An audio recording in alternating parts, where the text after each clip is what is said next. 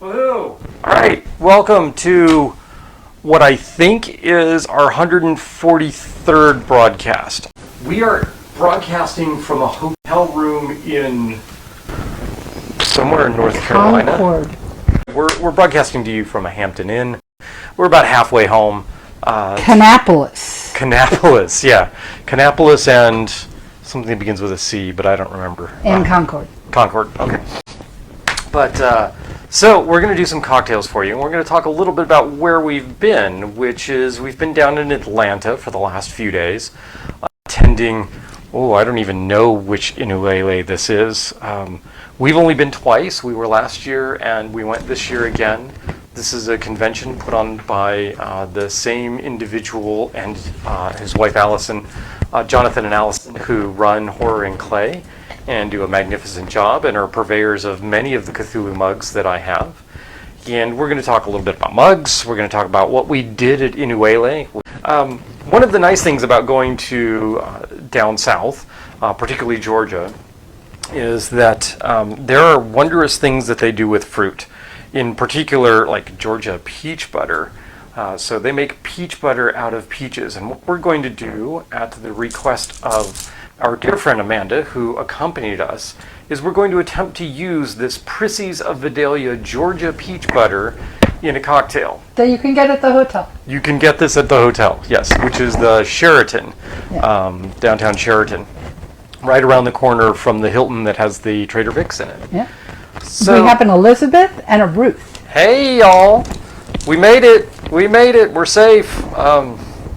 So one thing to watch out for when using jams, jellies, any kind of other preserves, apple butter included, is the presence of pectin. Now, almost all of them are going to have pectin in it, and your problem with pectin is that when you add ice and you really chill that down, the pectin just kind of seizes up your cocktail, and you will be amazed at the little dribs and drabs that you will get out of your cocktail shaker, which is not what we want here. So, first of all, do we need to toast? Yeah. We need to toast. Okay, so we have two little shot glasses here. I'm not going to use the Inuhele shot glasses because, well, we haven't washed them yet, so we're not going to do that. Let's see. I think we've been dining on good cocktails and the like for a while. Why don't we just go with something simple? We'll go with the Banks 5. What do you think? Okay. There's no reason to burn out our palates, and most of the other rums I have are like really high octane, at least the ones with me. So here is, yes, I actually label a little trick. You have flasks. You're taking multiple flasks with you. You will possibly be intoxicated at some point, and it is good to know what is in your flasks. Here, I just take a bit of blue painter's tape and write on the back or the bottom of the flask what's actually in it. When you get home, you know where it can go and back in which bottle, and then you can take the tape off and reuse it for something else some other time. Okay, so I think here's a glass of Banks 5 for you, my love. I'm coming. A glass of Banks 5 for me. And what shall we toast? We shall toast to Jonathan. We shall toast to Jonathan. We shall toast to Allison. Allison. Sorry, yes. And I think we should just toast to the revival of Tiki culture, especially Tiki culture as it is today, which is, I think, a lot more. I have no idea if I'm in the camera or not. You can kind of see, right? You can see it in the mirror, right? Hi. Hi, yeah. I know. To the Tiki culture and the revival of Tiki culture in a more positive and more affirming kind of way. Absolutely. Even if we sometimes fall a little short, I think we are all more aware. And we try. And we try, yes. So here's to all of that. Mahalo's thanks. Right? It's aloha? I don't know. Whatever. Some, yeah, we just got talking about. Great. Oh, I'm very tired. I've driven a lot. Very smooth, nice blend. A little bit of Jamaican in there. These are. So there's a little funk. Yes, these are from our New Orleans shot glasses. Let me see if I don't know if it'll show. I doubt it. 2018 Oh, it does a was little our bit. anniversary party in New Orleans, and we Yeah. had these shot glasses made. Serious shenanigans. Yep. Okay, first cocktail. We are going to do, because it's actually kind of chilly outside. I mean, it's in the 40s. It's rainy. That's kind of all disgusting, and I'm glad we're in the hotel room. So we're going to do a hot rum toddy, but instead of using the traditional sweetener like brown sugar or something, we are going to use the Georgia peach batter or peach butter, and we're going to do essentially a Georgia peach toddy.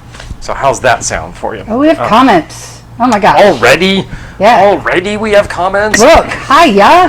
Hello. Matt, hola. Happy birthday to Brooke, Yeah. right? Yep. I think we're day late.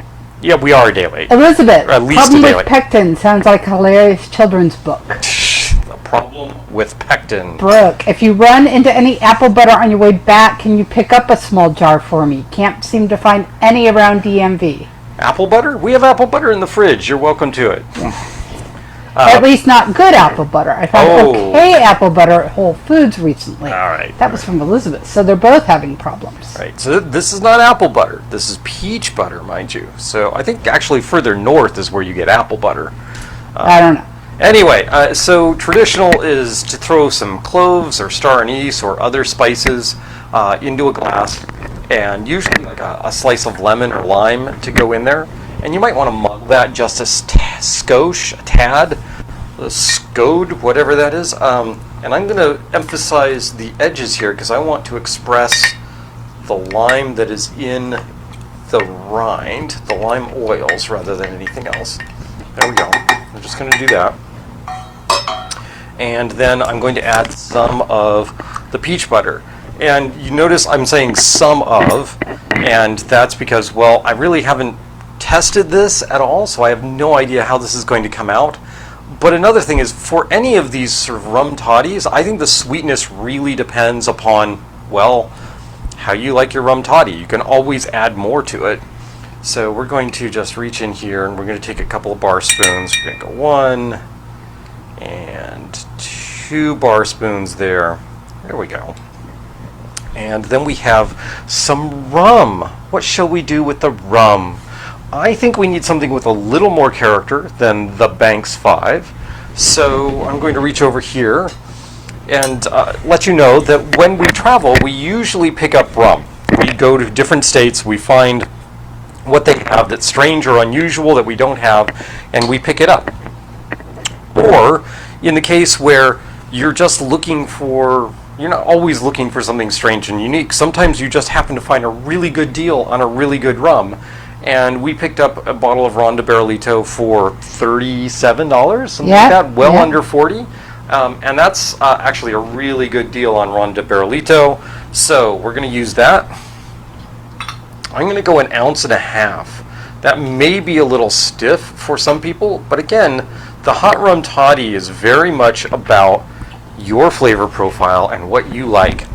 So if you want more rum, more rum. If you want less rum, more sweetness. My mic is knocking into my necklace, so I need to take my necklace off. That's not good. Thank you, Brooke. And then we have hot water, hot. And you're just going to pour some hot water in here, and I'm going to stir this up. Stirry. Here I'm not worried about being all fancy technique with the stir. It's not about not breaking up the ice here. Here you actually want to just get this mixed in. You're right, hon, the water is not quite as hot as we might want it to be, but that's okay. Like that. We're going to take a sample sip. Why not? Am I done with the Banks 5? Not yet. Yep. Oof. And we'll try this. Smells good.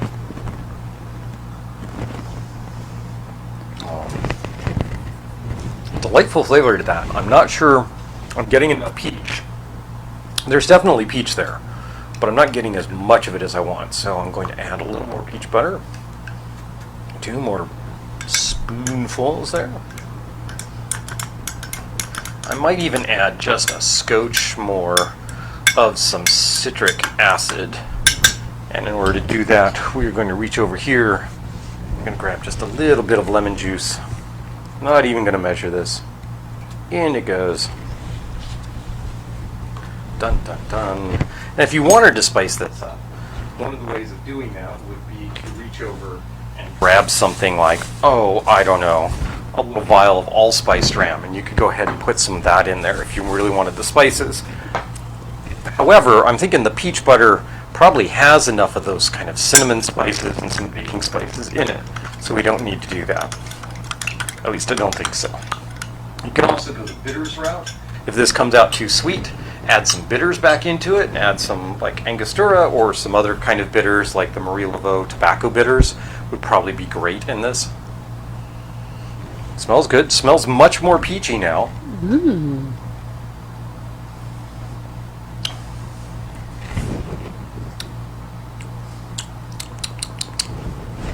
You know what that needs? That's right. That needs more rum. So this is how I build hot rum toddies. I add some sweetness, I add some citrus, I add some liquor, put it all together with some hot water, and then I adjust until I'm happy with it. Now obviously I would usually have some like I said, cloves and allspice and that sort of thing in here, and that would help. But oh yeah, that works. That works. Definitely peachy.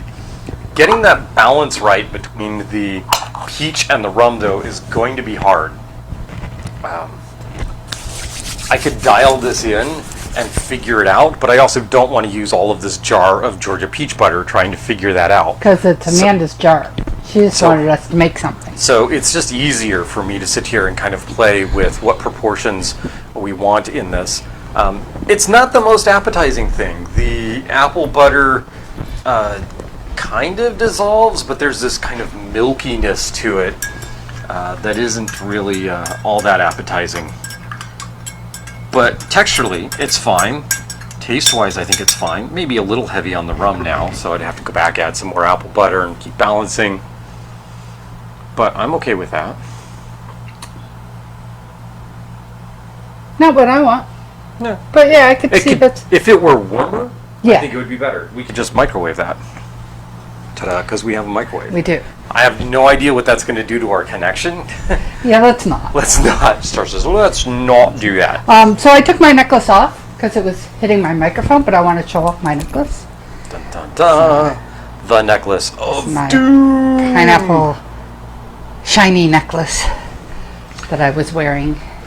So, since this is a hot drink, or in this case a warm drink, we needed something that was glass to do that in, to make the drink in there. I'd rather not use a tiki mug for doing that.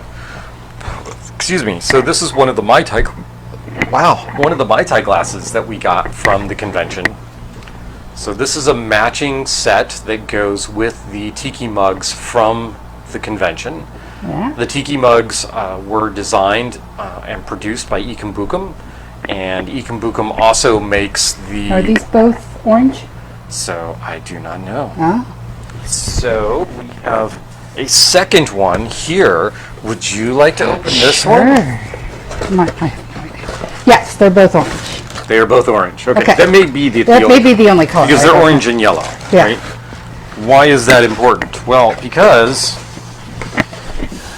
that's not the tiki mug for the convention. The tiki mug for the convention is this guy, which you're going to ooh and ah over this. If you don't ooh and ah over this, should you're not liking tiki. Stay over here so I can take it up to the camera. So here we go. It says Inuhele 2023, and we've got the wonderful snake curling up around. It says Cobra Fang kind of thing. And his tail rattlers are cherries. It's just, and he's around just a lemon slice or a lime slice down there. And this is number 130. It says Ikambukum right there. Dun, dun, dun.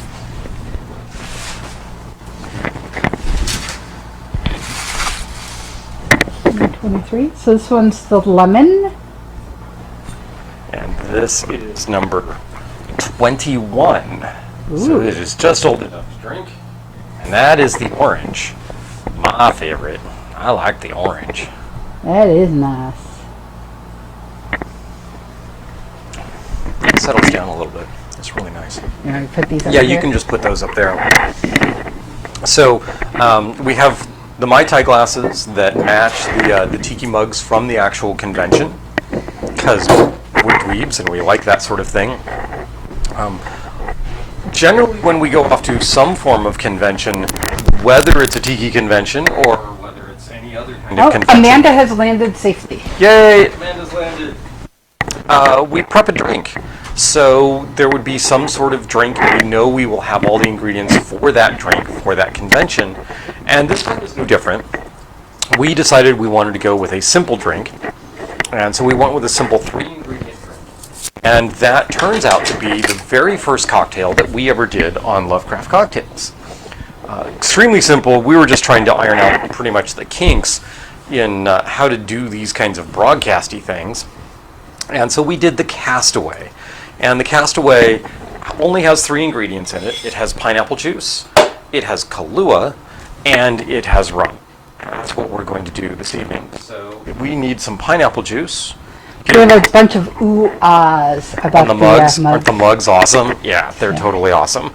Wait till you see what we got coming. All right. So I'm going to just take some pineapple juice. No, I don't actually juice my own pineapples when I'm traveling.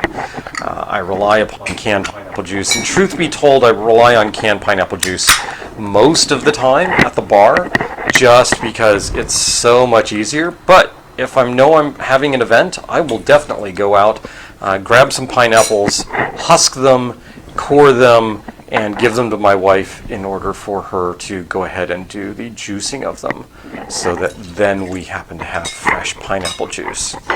All right, so there we go. We've got 3 ounces of pineapple juice in here. We need 3/4 of an ounce of Kahlua. And I know this doesn't look like a Kahlua bottle. This looks like a vermouth bottle, but there's a reason for that. And that this isn't just traditional Kahlua. This has some actual branded Kahlua in it. It has a little bit of homemade Kahlua from Matt out in California, out in San Francisco, Matt Garcia, right? I think that's right. Off an old recipe from my old speech coach. And because I had a little bit of dregs of some Mr. Black left in a bottle, and it really wasn't enough to do much else with, I went ahead and put that in here as well. So we've got a little bit of Mr. Black in here. And so we're going to go with 3/4 of an ounce of this Kahlua mix that we have here. Pineapple and Kahlua, or pineapple and coffee, is really just it's an amazing mix for, or an amazing base for Tiki cocktails. There are a number of cocktails that make use of that particular mixture. Next ingredient is, of course, the rum, and we're going to go with the Ron de Barrilito, and that would be 1.5 ounces of the Ron de Barrilito. All right, I'm going to double check the markings in here. That's 1.5. 1.5, right there. Ta-da. There were many things, many panels and that sort of thing to go to. We were a little light on the panels that we went to, especially on Friday, but we got around to it later on, and it was much fun.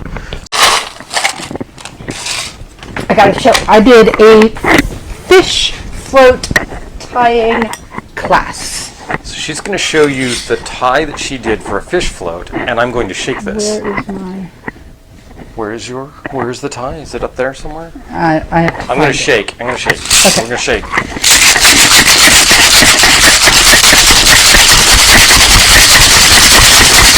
made a fish float. So I had it hanging from my bag this weekend. Ta-da! We have now made ourselves a Castaway. We could garnish this, and in fact, Star has learned all sorts of new garnishes because she took a class in garnishing. We could, but I got garnishes for that drink that we have not used. Did you? Yes. Okay. Oh, right, she did. So we need cups for these. So I'm going to show off cups. Okay. So first of all, one of the room parties, one of the things that they do at this convention is they have people that have rooms along the poolside in the atrium, which is sort of our territory for the convention.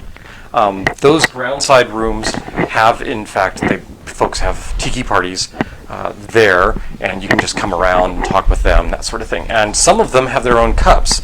Like this was a Friday night party.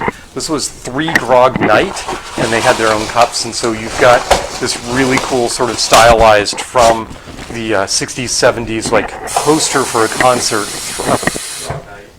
That is 3 grog night.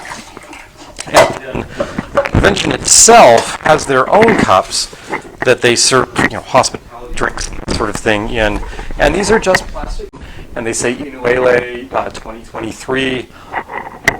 We tended to keep the mugs or the glassware that we got, the plasticware that we got, because it makes great glassware for traveling. And so we're going to use those. And then we had a rum tasting at Selvaray. And so we got glasses from Selvaray, or we got plastic cups from Selvaray. Slightly different size. These fit in here. The 3 grog night fits in there just nicely. There we go. There's that. There's that. Your mic. I don't know. I can't tell. Castaway. We're going to have glasses here. I am going to strain this. We're going to take a Hawthorne strainer. I'm not going to strain it particularly tightly because, well, I don't want to. Normally, I do not travel with a bar mat, but in this case, the great folks from Selvaray were nice enough in part of the tasting and chatting with them. They'd rather not cart back all of their bar mats, and they like to advertise Selvaray rum. So as a consequence, they gave us this nifty little short bar mat, which you can't see, and I've got drinks lying on it, so we're not going to do any of that. Hun, I need a couple of picks so that I can do our wondrous little dudes. Because we have dudes. We have dudes. We do have a garnish for this, yes. Star reminded me, and she brought the garnish over. The longer picks would be great. The longer picks? Yeah, the longer picks. They're too long. No, the short ones, I guess. Yeah. Yeah, those are too long. I don't know what I'm doing. These picks are from Dizzy Diva. Dizzy Diva. We have this Death's Head pick here, and here we have Star's favorite, the Bee's Knees pick. And what I'm going to do is I'm just going to take this. What our garnish is gummy sharks. And there's kind of an inside joke here. And that inside joke has to do with us watching way too much Ted Lasso recently and trying to drive each other up a wall by making references to Baby Shark or various other things that will remind us of Jamie Tart on the show Ted Lasso and all of the football fans singing Jamie Tart, Tart, Tart, Tart, Tart, Tart. Anyway, you don't want to know. Here we go. Here's Castaway. 3 ingredients. I discovered the other day, quite by accident, that I really like a spritz of Angostura over my Castaway. So here is a spritz of Angostura. I'm just going to go 1 because, well, it's a half of 1, right? And I'm going to drink mine. My wife is over there doing other things, so I'm just going to stick a nose in here. That something's rubbing on your shirt. It's hitting your shirt or something. Oh, so it's still happening? Oh, no. So maybe move it up. There you go. How about there? We'll see if that works. Yeah, it's a baby shark. Shark. We have no music. Oh my gosh. How sad. Sad. Oh well. That's quite yummy. I do think that the Castaway is an overly simple drink. That it needs a little more complexity to it. I'd like to see a little lime juice in there maybe. And maybe some other component, or instead of using a rum like the Ron de Barrilito, a clean column still rum, maybe go with something that's pot still and got a little oomph to it. Maybe something like a Barbados rum that has a combination of pot and column still rums to it. I don't know, something along those lines. But we should show you other things that we got So the designer of the mugs for the convention was in fact there. And the noise is coming from me. oh, the noise is coming from you. Yeah. Oh. I'm going to turn mine off for a little bit and see if the noise stops. She can always come over here and speak into my chest. That'll work. Okay, what have we got? We have this mug, which I stood in line and got to talk to the man, the myth, the creator of these mugs, the owner of Ikambukum. And if you open this up, this is the mug is called the Cargo Cult of Doom. Now, with a name like that, you can imagine that I just could not resist this mug. So here we go. Here is the mug. This mug is covered in skulls. There is a netting built into the mug, hanging off the mug, which is going to make this an absolute bear to clean. There is a little metal plate here that says Cargo of the Damned on it. So obviously this is not microwavable unless you really dislike your microwave. It has a hanging skull around that is holding in the netting here. There's also a banana spider, if I can find him. Yep, right there. There's a banana spider underneath the skull, right there. Yep, banana spider, very dangerous, very bad. The glaze on the inside is this gorgeous red color. And looky here, it's actually signed. Coolness, yay. He did admit to making one mistake on this mug, which was that he really should have signed the mugs before he put the cargo netting on, that would have been a better choice. With this mug, we got a...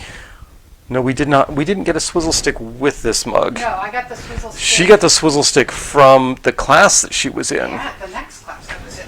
Which, here is the swizzle stick from that class, which was the garnish class, right? Right. Yep, I'm going to give this to you so you can show it. Do you want to show the mug up close as well? So here is... I'm going to drink. I'm going to put my hand here so you can see my swizzle. Does he- The Tipsy Crafters was the... What's the track? Right. Let me look up the guys that did the... So here's the... Somebody asked about how sturdy the mug was. Uh-huh. And he was drinking out of his mug at the time, and so he just took his mug and he went bang, bang, bang against the table next to him. And I was like, oh, okay. I have my own little wine peeler and my little knife. I made a Mai Tai I'm gonna move Island. this. And I made a Cobra Fang. Probably a better Cobra Fang than I've ever made. And, no, I don't think so. And then I also made the banana dolphin and a banana rocket ship. But I ate those. She ate the bananas. Yeah. Cruelty. One of the things you did was they often do swaps of Tiki materials. And so we took a bunch of Tiki gear with us and was able to swap that out. And so we have a 10-year anniversary Smuggler's Cove, Black Smuggler's Cove swizzle stick. We have a Halakihiki swizzle stick that we did not have before, and Halakihiki was our college bar. There's some other, this is Tongariki, Tiki Underground was there. Tiki Underground was doing all sorts of things and helping out the conference, and so we had a great time with them, and we got multiple picks from them. What is this guy? This is, this is the Hukilau. Which, someday we're actually going to get down to the Hukilau, which is in Lauderdale? Yes. I think Fort Lauderdale. This year it is within 2 weeks of Ohana in Lake George, New York. And if we are going to either one, it will be either one and not both. So, yeah, that's going to be a thing.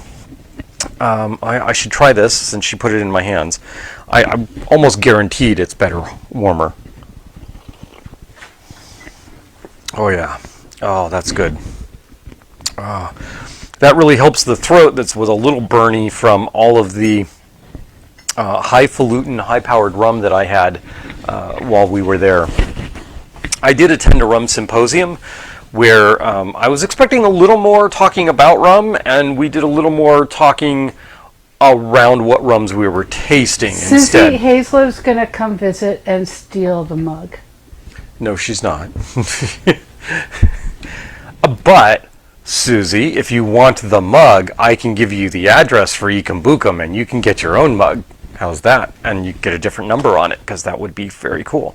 Star, you also got this pick, and I don't know where this one came from, but this has got a skull with, I don't know. Planet. With so that was for our banana rocket ship. Oh, it's for the banana rocket ship. Okay, I think I'm going to use this for some form of Saturn cocktail in the future, right? Other things you might have seen done in the past. So this is, this looks like a cocktail umbrella, but there's a second cocktail umbrella anchored here. These can be crafted to do this, so that you have this sort of... No, she can't get Cargo of the Damned. It was only released... It's sold out. Oh, he may do an open release at some point, but no. Try eBay. I will say that they were pretty much limiting us to one of those mugs a piece, so that's going to make it even harder, because that means people weren't buying multiple mugs in order to resell them.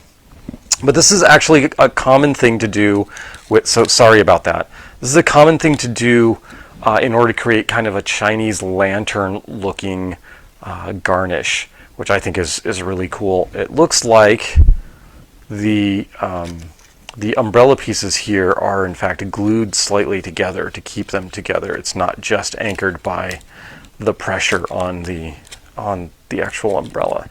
So that's very cool. Just nifty stuff. Oh, these are our Smuggler's Cove glasses. Yep. Not from the convention. We got those at an earlier time. What am I doing? I'm drinking my Castaway. We made our hot peach toddy, and I frankly have a whole bunch of ice here and a lot of ingredients and no real idea what I'm going to do with them. So I think I should play around, although I am going to have to ask my dear wife to do one more favor for me, or at least one, and that's that I do not have my bar sink right behind me tonight, so I need somebody else to rinse out glassware. Do that. And while she's gone, I can show off the other mug we got.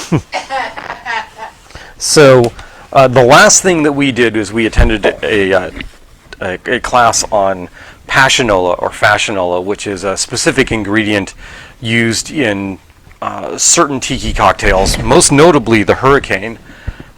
It's probably the closest analog on the West Coast would be Hawaiian Punch, and a lot of people actually use Hawaiian Punch concentrate in terms of using fashionola.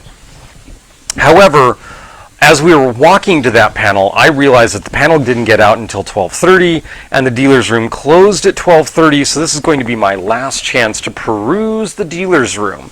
And I figure if there's anything in the dealer's room that I really want at that point that hasn't been sold out, then it should come home with me, right? Because it means it's been waiting there for me. Everybody else has had a chance at it. So I wandered over to Big Toe Art, and Big Toe Art had these glasses, and we started chatting. He complimented the various Cthulhu ornamentation that I was wearing, including this wonderful Tiki shirt, and we started talking about Cthulhu and tentacles and tentacled mugs and that sort of thing. And he said, "Have you seen this?" And I went, "What is this?" And he showed it to me. And this is a mug that he actually made for a tiki bar called Inuhele. And look at how nice that is, right? So it's made, manufactured by Tiki Farm, but he designed the mug, had it made. Aloha Big Toe, so it's signed, right? And there's got this great big skull on the front, and then tentacles coming up from behind the skull and wrapping around to the eyes, and it's this gorgeous matte green color.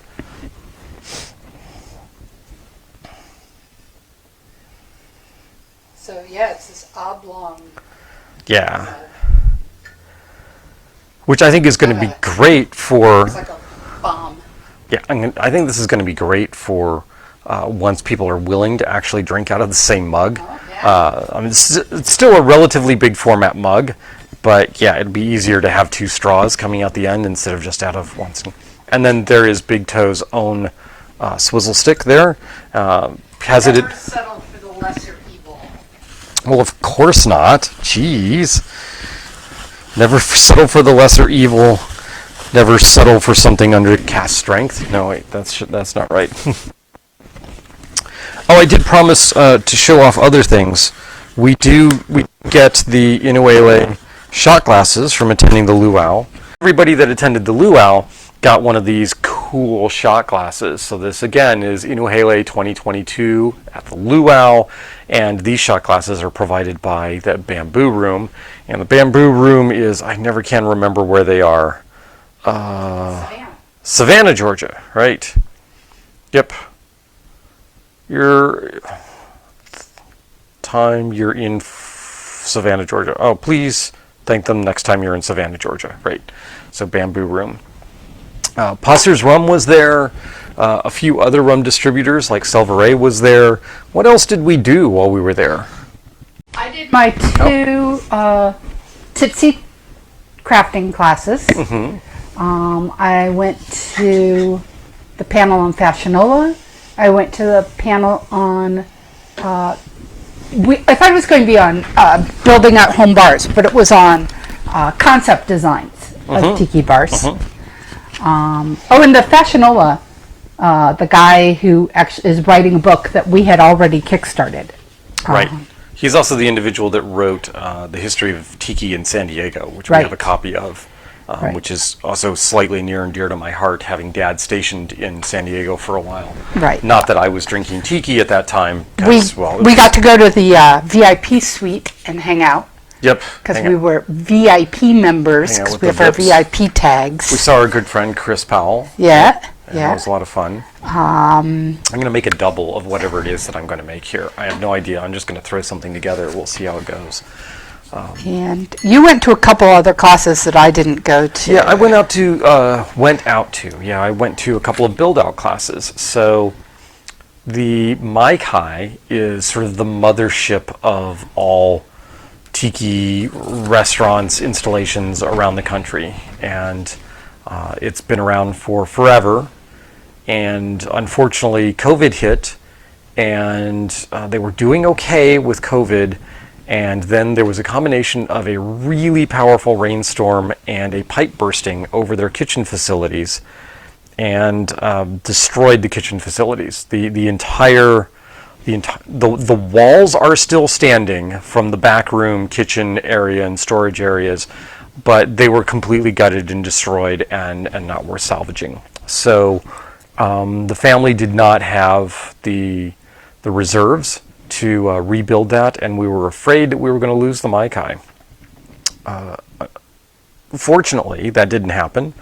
They were able to find a buyer's group that was interested in restoring the Mai Kai to its former glory, not just rebuilding the Mai Kai, but doing some additions to it and taking all of the things that maybe had gotten a little old and a little crusty over time, and in fact bringing them back to the former glory of the Mai Kai. And the Mai Kai is a historic building, so it's a little hard to navigate those processes, but they've done that. They're putting the money into it. We got to see some of the plans for what it's going to look like, and it looks absolutely amazing. It seems like they're absolutely doing everything right for this particular project, and they've got all their building permits, and so we should start to see work on building that back out, and there's some chance that the Mai Kai will open sometime later this year, maybe, but they're all being very cagey about dates and not wanting to commit to anything, which is completely understandable, but I think we're in a spot where we can safely say that the Mai Kai is in fact coming back.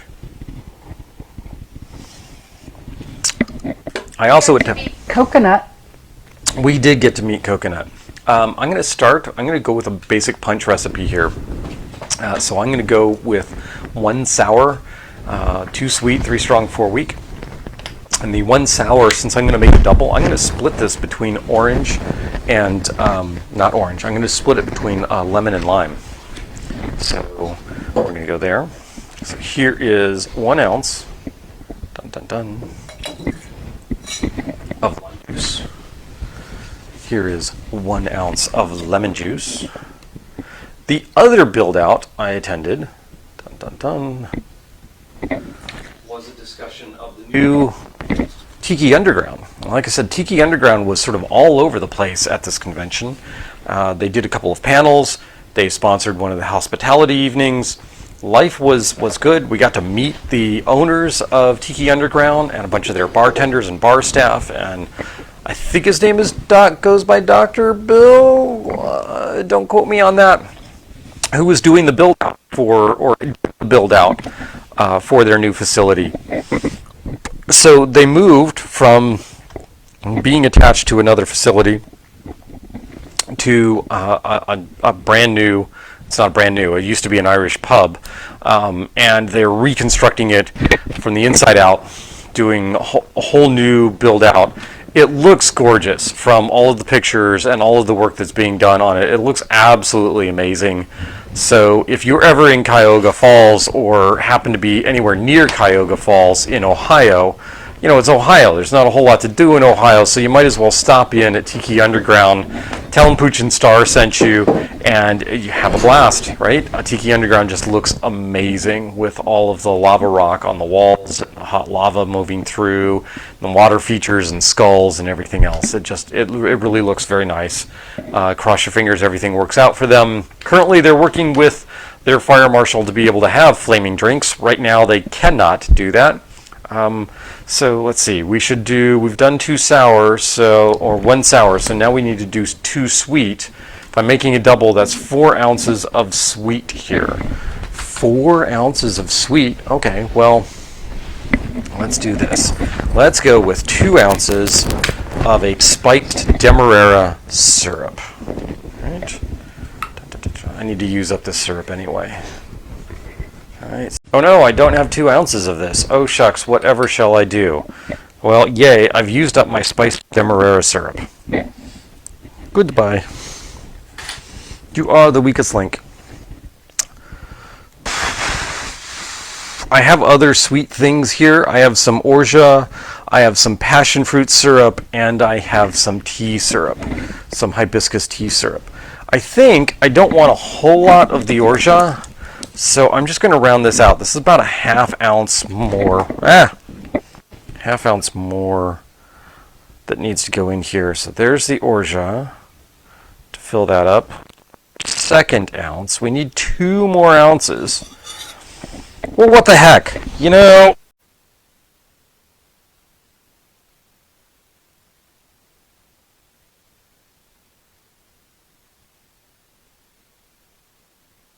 one ounce of each of the sweet components that I happen to have on hand, and I'm going to pour them into this cocktail.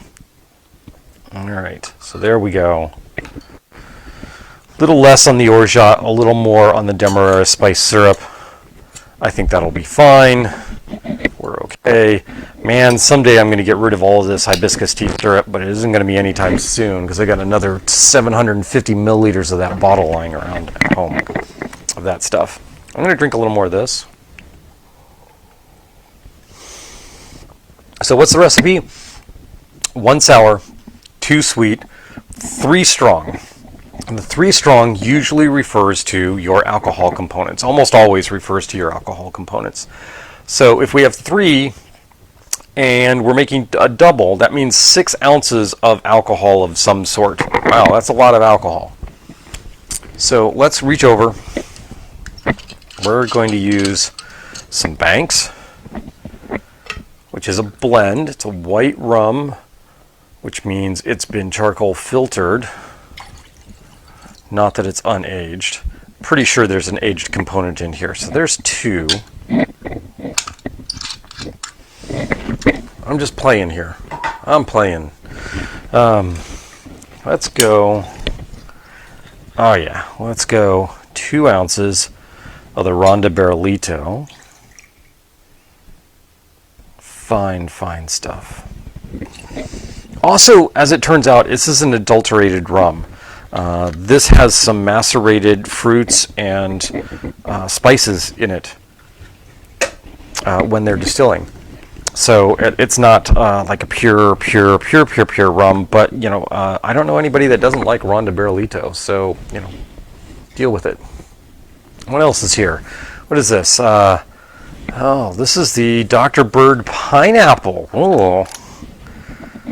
Okay, so I definitely want some of this because this is got the Jamaican funk into it. So we're going to do that. Oh, looky there, right at 1 ounce. Yeah, it's exactly 1 ounce was left in this. See, 1 ounce. 1 ounce left. There you go. Oh. Also clocks in a little hot.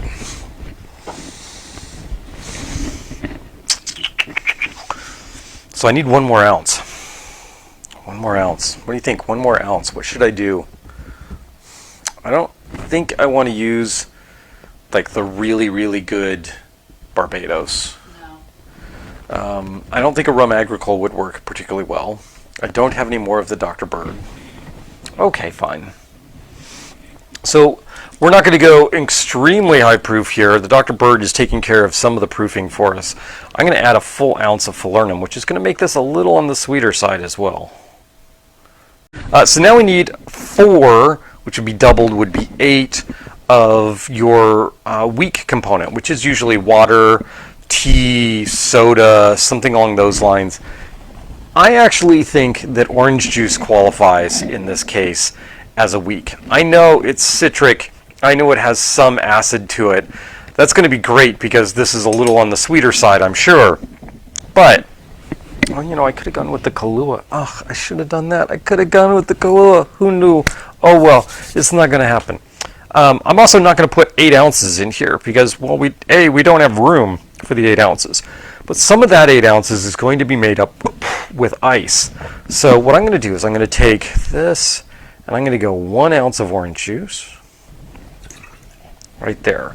And then I'm going to take the orange juice and I'm going to add and float some orange juice on top of the cocktail when I'm done. But first,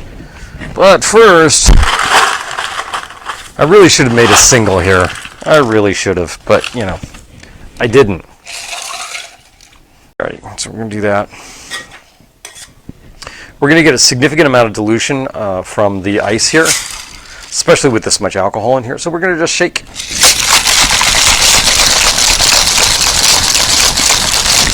We're going to shake. Shake, shake, shake. Shake, shake, shake.